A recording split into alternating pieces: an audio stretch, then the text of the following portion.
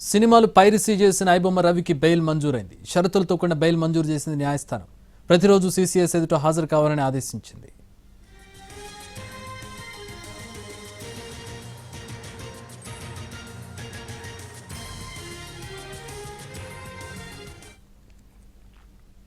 ఐబొమ్మ రవి కేసుకు సంబంధించిన అప్డేట్ చూస్తున్న ఐబొమ్మ రవికి ప్రస్తుతం బెయిల్ మంజూరైనట్టుగా తెలుస్తోంది. ఏ కండిషన్స్ మీద బెయిల్ ఇచ్చింది కోర్టు అనే దానికి సంబంధించి పూర్తి వివరాలు మా క్రైమ్ ఇన్పుట్ ఎడిటర్ రమేష్ వైట్లండ్ తెలుసుకుందాం. రమేష్, ఏంటి కోర్టు విధించిన షరతులు ఏంటి? ఏ బేసిస్ మీద బెయిల్ లభించింది రవికి?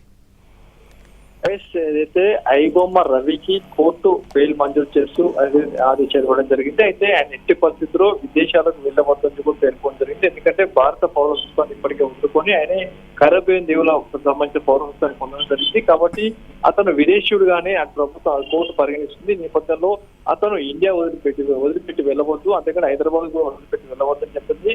దీంతో పాటు అతను పాస్పోర్ట్ సీజ్ చేయాలని చెప్పింది. పాస్పోర్ట్ కోర్టు దగ్గర డిపాజిట్ చేయాలని చెప్పింది. దీంతో పాటు అతను ఇంటర్నెట్ వాడాలనుకుంటే కోర్టు పోలీసు అనుమతి తప్పనిసరిగా తీసుకోవాలని పేర్కొనడం జరిగింది. అంతేకాకుండా ప్రతిరోజు కూడా సీసీఎల్ పోలీసు దగ్గర హాజరు కావాలని చెప్పడం జరిగింది. అయితే ఎక్కడ కూడా మీడియాతో కూడా మాట్లాడవద్దని చెప్పింది. దీంతో పాటుగా అతను ఏదైతే ఇంటర్నెట్ కావచ్చు లేకుంటే ఏదైనా చేసినప్పుడు తప్పనిసరి పోలీసు అనుమతి తీసుకుని ముందుకు వెళ్ళాలని చెప్పడం జరిగింది. అతను ఎట్టి పరిస్థితుల్లో ఇంటర్నెట్ యాక్సెస్ చేసినట్లయితే, ఒకవేళ యాక్సెస్ చేసినట్లయితే కఠిన చర్యలు ఉంటాయని చెప్పింది. అయితే పూర్తి స్థాయిలో పైరసీ సంబంధించిన వ్యవహారంలో ఐబొమ్మ రవి అత్యంత కీలకంగా ఉన్నాడు. అతను అరెస్ట్ చేసి ప్రస్తుతం జైల్లో పెట్టడం జరిగింది. కొన్ని వేల కోట్ల రూపాయల బాలీవుడ్, హాలీవుడ్ సంబంధించిన సినిమాలను పైరేట్ చేసి అటు ఐబొమ్మలో రిలీజ్ చేసిన నేపథ్యంలో అతన్ని అరెస్ట్ చేసి ఆ పోలీసు జైలుకు పంపించడం జరిగింది. అయితే ఐబొమ్మ రవి తనకు బెయిల్ కావాలని చెప్పి ఇప్పటికి 10 సార్లు విన్నవించుకున్నాడు. చివరికి కోర్టు బెయిల్ మంజూరు చేస్తూ పలు షరతులు విధించింది. కాబట్టి అతను దేశం విడిచి వెళ్ళవద్దని కండిషన్ తో పాటు పాస్పోర్ట్ డిపాజిట్ చేయాలని, ఇంటర్నెట్ కూడా వాడవద్దని కూడా అతనికి పూర్తి కండిషన్స్ పెడుతూ బెయిల్ మంజూరు చేసింది court. All right, thanks for the updates Ramesh.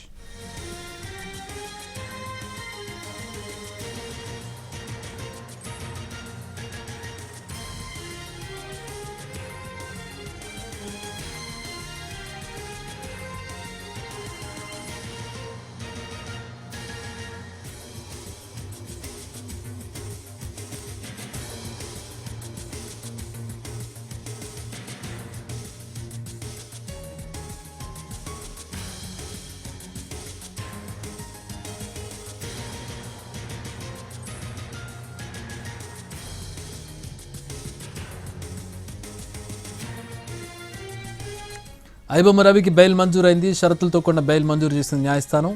ప్రతిరోజు సీసీఎస్ ఎదుట హాజరు కావాలని, దేశం విడిచి వెళ్లరాదని ఆదేశించింది.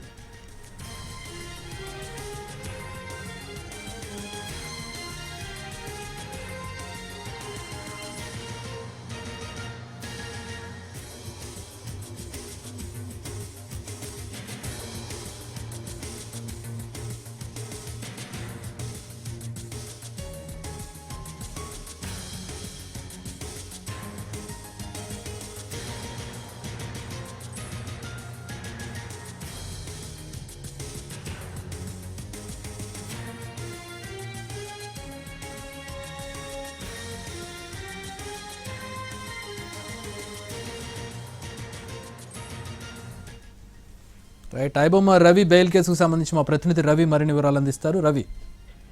చక్రి, షరతులతో కూడినటువంటి బెయిల్ ను ఐబొమ్మ రవికి మంజూరు చేశారు. అయితే తను ఇమ్మది రవిగా ఇన్ని రోజుల పాటు జైల్లో ఉన్నాడు.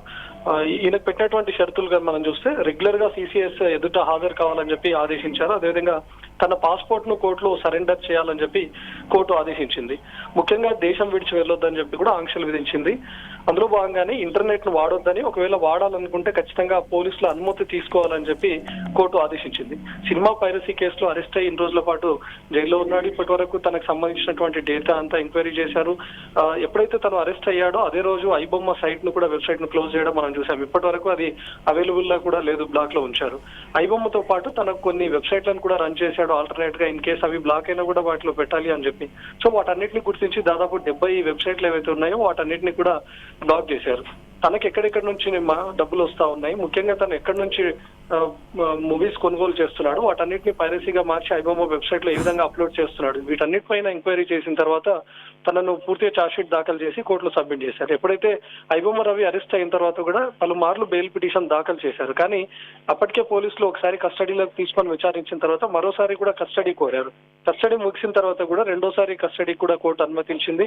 వారం రోజుల పాటు ఐబొమ్మ రవిని విచారించారు. తనకు వచ్చినటువంటి లావాదేవీలు ఎక్కడెక్కడ మళ్లించారు, ఎక్కడెక్కడి నుంచి డబ్బులు వచ్చాయి, బెట్టింగ్ యాప్లతో ఐబొమ్మ రవికి ఉన్నటువంటి సంబంధాలు ఏంటి, అసలు ఐబొమ్మ వెబ్సైట్ లో మూవీస్ ప్లే అవుతున్నటువంటి టైంలో కొన్ని బెట్టింగ్ యాడ్లకు సంబంధించినటువంటి యాడ్స్ కూడా వచ్చాయి బెట్టింగ్ యాప్లకు సంబంధించి. సో అవన్నీ ఎవరెవరు కాంటాక్ట్ అయ్యారు, ఏ విధంగా నీకు రెవెన్యూ జనరేట్ అయ్యేది, మొత్తం పైరసీ ద్వారా ఎంత మొత్తంలో సంపాదించారు అనే దానిపైన కూడా వెరిఫై చేశారు. ఐబొమ్మ రవికి సంబంధించినటువంటి బ్యాంకు ఖాతాలు వాటన్నిటిని ఫ్రీజ్ చేసి తన ఖాతాలో ఉన్నటువంటి 2 కోట్ల రూపాయల డబ్బును కూడా పోలీసులు గుర్తించారు. సో తనతో పాటు కాంటాక్ట్ లో ఉన్నటువంటి వాళ్ళు ఎవరు, సహకరిస్తున్నటువంటి స్నేహితుడిని కూడా గుర్తించారు, తనను కూడా విచారించారు. కేవలం ఇతను పైరసీ మూవీస్ ను కొనుగోలు చేయడమే కాకుండా తను వాళ్ళ ఫ్రెండ్ కు ఇవ్వడం ద్వారా తను ఒక థంబ్నెయిల్స్ ని ఏర్పాటు చేసి వాటన్నిటిని వెబ్సైట్ లో అప్లోడ్ చేస్తున్నాడు. తనను కూడా విచారించారు. రవి చెల్లికి కూడా ఇందులో ప్రమేయం ఉంది, తనకు వచ్చినటువంటి డబ్బులన్నింటినీ కూడా చెల్లి ఖాతాలకు మళ్లిస్తున్నాడు అనే దానిపైన పోలీసులు ఆధారాలు సేకరించి తనను కూడా విచారించారు. ఐబొమ్మ రవికి సంబంధించి మొత్తంగా ఎక్కడెక్కడి నుంచి సినిమాలు అప్లోడ్ చేసుకుంటున్నాడు, మూవీ రూల్స్ తో ఐబొమ్మ రవికి ఉన్నటువంటి సంబంధం ఏంటి, వీటన్నిటిపైన విచారణ జరిపి క్లియర్ కట్ గా కోర్టుకు రిపోర్ట్ ను సబ్మిట్ చేశారు. 2 రోజుల పాటు జైల్లోనే ఉన్నటువంటి రవికి ఇప్పుడు షరతులతో కూడినటువంటి బెయిల్ వచ్చింది. అయితే తను ఇప్పటి వరకు విదేశాల్లో ఉంటూ వీటన్నిటిని ఆపరేట్ చేశాడు కాబట్టి మరోసారి తను దేశం విడిచి పారిపోయే అవకాశం ఉంటుంది, ఫర్దర్ గా ఏదైనా ఎంక్వైరీ చేయాలన్నా కూడా ఇబ్బంది అవుతుందనే ఉద్దేశంతోనే దేశం విడిచి వెళ్ళొద్దు అనేటటువంటి ఆంక్షలు విధించారు. ఈయన పెట్టిన దానిలో ఇంకొక షరతు చూస్తే ఇంటర్నెట్ ను వాడాలనుకుంటే ఖచ్చితంగా పోలీసుల అనుమతి తీసుకోవాలని. అయితే ఐబొమ్మ వెబ్సైట్ ను డిజైన్ చేయడంలో రవికి ఉన్నటువంటి టెక్నాలజీని మనం చూసాం. ఆయనకు ఉన్నటువంటి సాంకేతిక పరిజ్ఞానంతో ఒక కొత్త వెబ్సైట్ ని డిజైన్ చేశాడు. ఇన్ కేసు రవి ఇప్పుడు బయట ఉన్నటువంటి టైంలో ఐబొమ్మ తరహాలో మరికొన్ని వెబ్సైట్లు తయారు చేయడం అనడానికి కూడా అవకాశం ఉంటుంది. సో తను తయారు చేసేటటువంటి అవకాశం ఉంటుంది. దాన్ని ఉద్దేశించి తను ఇంటర్నెట్ ను వాడొద్దు అనేటటువంటి ముఖ్యమైన షరతును మనం చూసాం. ఇప్పటి వరకు చాలా కేసులు ఎవరైనా అరెస్ట్ అయ్యి బెయిల్ వచ్చినా కూడా ఎంతటి ముఖ్యమైన కేసు అయినా పాస్పోర్ట్ ను సబ్మిట్ చేయాలనేది రెగ్యులర్ షరతే, ఒకవేళ దేశం విడిచి వెళ్ళొద్దు అనేది కూడా రెగ్యులర్ గా ఉండేటటువంటి షరతే. కానీ ఐబొమ్మ రవి కేసులో మాత్రం కీలకంగా చూస్తే తను ఇంటర్నెట్ ను కూడా ఎలా కంట్రోల్ చేస్తారు రవి? ఇప్పుడు iBomma Ravi master mind, internet వాడకంలో కానీ వెబ్సైట్ల క్రియేషన్లో కానీ అసలు సైబర్కి సంబంధించి అతను ఒక మాస్టర్ మైండ్ అని చెప్పుకోవచ్చు. అతని కేసును మనం చూసినట్టయితే మనకు అర్థమవుతుంది. ఎలా కంట్రోల్ చేస్తారు అసలు ఇంటర్నెట్ వాడకుండా? పోనీ ఇతను వాడకుండా ఇతను ఫోన్ చేసి ఇంకొకరి ద్వారా చేయించవచ్చు కదా.